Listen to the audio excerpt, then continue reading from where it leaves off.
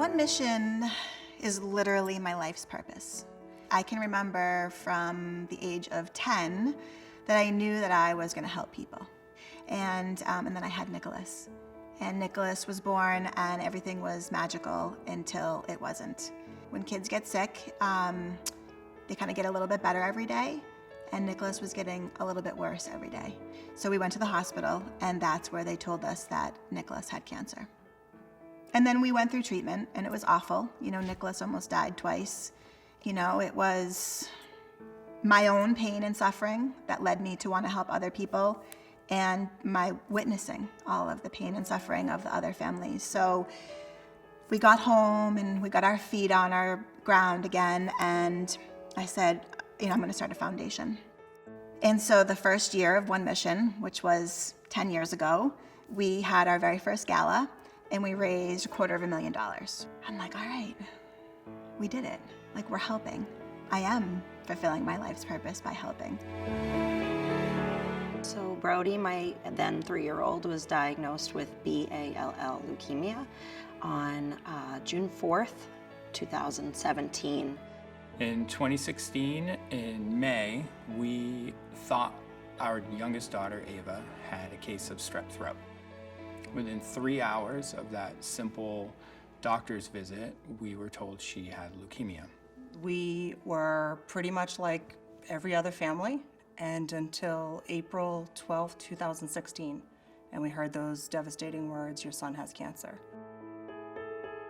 I want these perfect strangers that the most of them I hardly ever meet to know that there are people out there that care. When you walk into the hospital not knowing what your diagnosis is going to be, you don't bring anything. I didn't have a cell phone charger, and there it was in a One Mission bag. And it was a godsend because I needed to get in touch with my children. You as a parent are responsible for your parking, even with a child fighting cancer. And One Mission came in week 1 and paid for our parking. Toys started showing up, distractions, games, and they had these little stickers on them that said One Mission. Our programs are focused on helping the kids to be kids. I decided to do little things, you know, like decorating their hospital rooms so that they don't look sterile. He had Batman comforter, Batman sheets, loads of books on the bed, video games, pretty much anything that you could think of. And then on top of it, they left a Target gift card in the off chance they had forgotten something. So Ava's favorite One Mission program, if you can imagine, for an aspiring chef, were all the food programs. To her, it was a great connection to her life outside the hospital, and it created sort of a new smiles for her inside the hospital.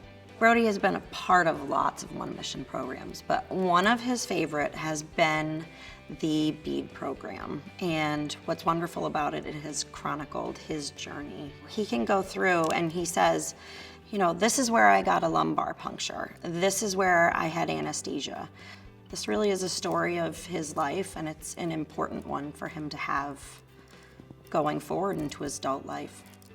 When Maxwell would come visit his younger brother Samuel, they would go to the One Mission resource room, and they would set up the Wii, and they would do dance parties. So for me as the mom, it was almost like I could pretend I was back at my own house.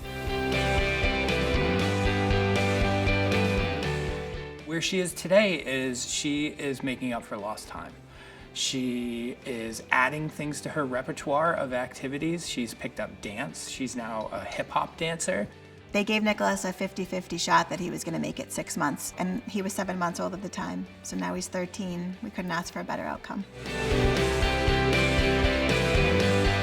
It feels like family. We feel like we're part of something here. It was the best therapy in the entire world. I don't know how we would have gotten through it without One Mission. As awful as it is as a parent, you have the thoughts. Could this be their last day? And I want to have something happy to remember in the off chance it is. And One Mission provided that to us. Thank you, One Mission. Thanks, One Mission. Thank you, One Mission.